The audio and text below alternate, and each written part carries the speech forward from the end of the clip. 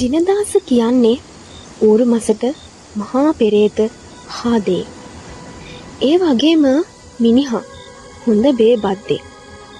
හැමදාම හවසට අරක්කු පොඩ්ඩක් තොලගාගත්තු ජිනදාස ඌරු දඩයම් කරන එක විනෝදාංශයක් කරගෙන තිබුණා. අද නම් හොඳට ඌරු මස් කත හැකි පාටයි. හොඳට වැඩුණු ඌරෙක්ගේ නෙත ගැටුණු ජිනදාස තමන්ටම කියාගත්තේ එහෙමයි. නොබෝ වේලාවක් යන්නත් කලින් ඌරාව දඩයම් කරපු ජිනදාස තියෙන කෑදරකමටම මේ පිරීගෙන ඉන්න ඌරාව මහා ඝන කැලෑව මැදින් මේ රෑ යාමේ ගෙනියනවා. ජිනදාසගේ පිටුපසින් එකවරම කවුරුන් හෝ ජිනදාසගේ පසුපසින් එන වගක් ඔහුට තේරුණා. එහෙත් බීමතින් සිටි ඔහු ඒ ගැන වැඩි අවධානයක් යොමු නොකර ඉදිරියට ගමන් කරා.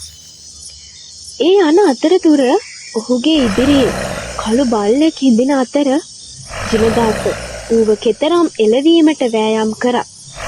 ඌ එන්නම ලොකු වෙනවා පමණි.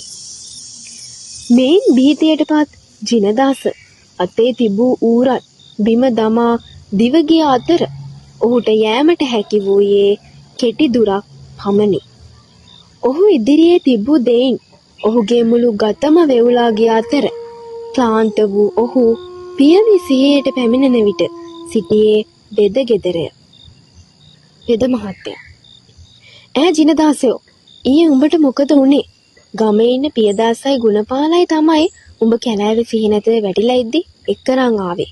ඇත්ත කියාපිය, උඹ ඊයේ මහයිකාව මුනිච්ච වුණා නේද? ජිනදාස එය ඇසූ පමණින් නැවතත් වෙවුලමින්, අනේ වෙද මහත්තයෝ, ඊයේ ඌරෙක් දඩයම් කරන් එද්දෙනව මං ඔය අකරතැබ්බෙට මූණ දුන්නේ. වලස් මූණක් තියෙන රෝම ඇඟ පුරාම පිරුණු මහා යකෙක්. මගේ ඇස් ඉස්සරහා දකිද්දි මට කර කියා ගන්න දෙයක් නැතුවා. වෙද මහත්තයා, හොඳ වෙලාවට උඹට ඒ වෙලාවේ ක්ලාන්ත උනේ.